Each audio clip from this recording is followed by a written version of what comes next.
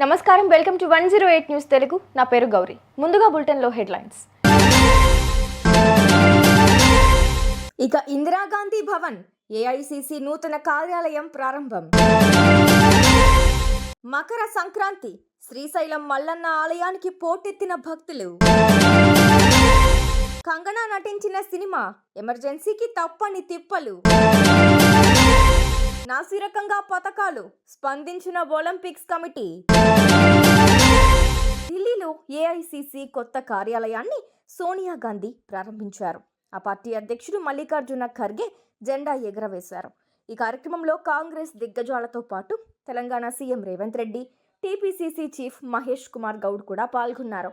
ఈ కొత్త భవనానికి ఇందిరాగాంధీ భవన్ అని పేరు కూడా పెట్టారు. 1978 నుంచి అక్బర్ రోడ్డులో కాంగ్రెస్ ఆఫీసు ఉండేది. తాజాగా 9A కోట్ల రోడ్డులో 6 అంతస్తుల్లో దీన్ని నిర్మించారు. 2009లో కేంద్ర కార్యాలయం నిర్మాణం మొదలుపెట్టారు. 15 ఏళ్ల పాటు ఇందిరాగాంధీ భవన్ నిర్మాణం సాగింది. కనుమ పండుగ నేపథ్యంలో శ్రీశైలం మల్లన్న ఆలయానికి భక్తుల రద్దీ పెరిగింది. భక్తులు వేకువ జామున నుండే పాతాళ గంగలో పుణ్య స్నానాలు ఆచరించి శ్రీ భ్రమరాంబ మల్లికార్జున స్వామి అమ్మవార్ల దర్శనార్థమై క్యూ లైన్లలో బారులు తీరారు. శ్రీ స్వామి అమ్మవార్ల దర్శనానికి సుమారు 4 గంటల సమయం పడుతుంది. భక్తుల రద్దీ దృష్ట్యా ఆర్జిత అభిషేకాలు, కుంకుమార్చనలు నిలిపివేశారు. కంగనా రనౌత్ నటించి దర్శకత్వం వహించిన చిత్రం ఎమర్జెన్సీ. ఇప్పటికే ఈ చిత్రం పలుమార్లు విడుదల వాయిదా పడింది. ఎన్నో వివాదాల మధ్య ఈ చిత్రం జనవరి 17న ప్రేక్షకుల ముందుకు రానుంది. అయితే కాంగ్రెస్ పాలిత రాష్ట్రాల్లో ఈ సినిమా విడుదలపై ఉత్కంఠ కొనసాగుతోంది. ఈ చిత్రాన్ని బ్యాన్ చేయాలని ఇప్పటికే బంగ్లాదేశ్ ప్రభుత్వం యోచిస్తోంది. ఎమర్జెన్సీ చూడమని ప్రియాంక గాంధీని ఆహ్వానించినట్లు కంగనా రనౌత్ తెలిపారు. పారిస్ ఒలింపిక్ పథకాలు నాసిరకంగా ఉన్నాయన్న విమర్శలు వెల్లువెత్తుతుండటంపై అంతర్జాతీయ ఒలింపిక్స్ కమిటీ స్పందించింది. నాసిరకంగా ఉన్న 2024 ఒలింపిక్ పథకాల స్థానంలో కొత్తవి ఇస్తామని ప్రకటించింది. ఇప్పటికే పథకాల్లో లోపాలను గమనించి 100 మంది అథ్లెట్లు వాటిని వాపస్ చేసినట్లు సమాచారం. మరోవైపు ఈ అంశంపై ఇండియన్ ఒలింపిక్స్ అసోసియేషన్ అధ్యక్షురాలు పిటి ఉషా కూడా స్పందించారు. భారత వాతావరణ విభాగం నేడు 150వ వార్షికోత్సవం జరుపుకుంటోంది. 1875 జనవరి 15న దీనిని అప్పటి బ్రిటిష్ ప్రభుత్వం స్థాపించింది. 1864, 66, 71లో తీవ్రమైన విపత్తులు సంభవించడంతో వాతావరణ పరిస్థితులను ముందుగా అంచనా వేసేందుకు దీనిని నెలకొల్పారు. వాతావరణ పరిస్థితుల్ని ఖచ్చితత్వంలో అంచనా వేయడంలో ప్రపంచంలోనే 3వ స్థానంలో ఉంది. హిందూ మహాసముద్ర తీరంలోని 13 దేశాలతో పాటు సార్క్ దేశాలకు సేవలందిస్తోంది. भारतीय मौसम विभाग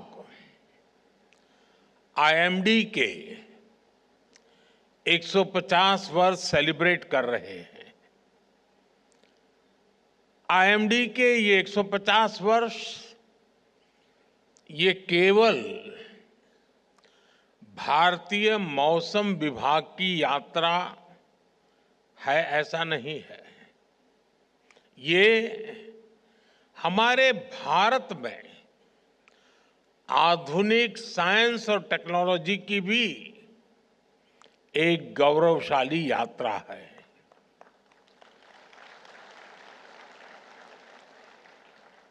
आईएमडी ने इन 150 वर्षों में न केवल करोड़ों भारतीयों की सेवा की है, बल्कि भारत की वैज्ञानिक यात्रा का भी प्रतीक.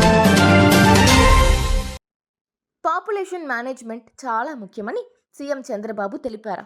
భారత్కు జనాభానే అతిపెద్ద ఆదాయ వనరు అని చెప్పారు.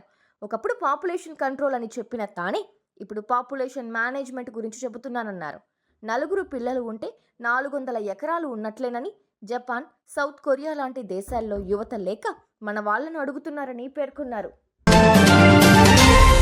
రాచకొండ పరిధిలో గన్స్ విక్రయిస్తున్న ముఠాను పోలీసులు పట్టుకున్నారు. ముఠా నుంచి 3 తుపాకులతో పాటు 10 బుల్లెట్లు స్వాధీనం చేసుకున్నారు. బీహార్, రాజస్థాన్, ఉత్తరప్రదేశ్కు చెందిన ముఠాగా గుర్తించారు. ఈ ముఠాలోని కీలక సూత్రధారి కోసం గాలిస్తున్నారు. హైదరాబాద్లో తుపాకులు విక్రయించేందుకు ఈ ముఠా వచ్చినట్లు పోలీసులు తెలిపారు. గన్స్ కోసం ఎవరైనా ఈ ముఠాని సంప్రదించారనే కోణంలో పోలీసులు దర్యాప్తు చేస్తున్నారు. గతంలో ఎవరికైనా గన్స్ విక్రయించారా అని ఆరా తీస్తున్నారు. ముఠా సభ్యులకు తెలిసిన వాళ్ళు ఉండటంతో గన్స్ తీసుకొచ్చింది. ప్రపంచానికే పెద్దన్న అయిన అమెరికా లాస్ ఏంజలీస్ కారు చిచ్చును ఆపడంలో విఫలమవుతోంది. 8 రోజులైనా ప్రకృతి ప్రకోపం చల్లారట్లేదు. దీనికి చాలా కారణాలే ఉన్నాయి. అక్కడ అతిపెద్ద రిజర్వాయర్ మరమ్మతులో ఉండటంతో మంటలను ఆర్పేందుకు సరిపడా నీళ్లు దొరకట్లేదు. అతి వేగంగా వీస్తున్న శాంటా ఆనా గాలులు విఘాతం కలిగిస్తున్నాయి. వేగంగా మంటలను ఆర్పే సూపర్ స్కూపర్ కాలిఫోర్నియా రాష్ట్రంలో ఒక్కటే ఉంది. చూసారుగా, ఇవి ఇవాల్టి బులెటిన్ అప్డేట్స్. మరో బులెటిన్తో మళ్ళీ మీ ముందుకు వస్తాను. అంతవరకు కీప్ వాచింగ్ 108 న్యూస్ తెలుగు.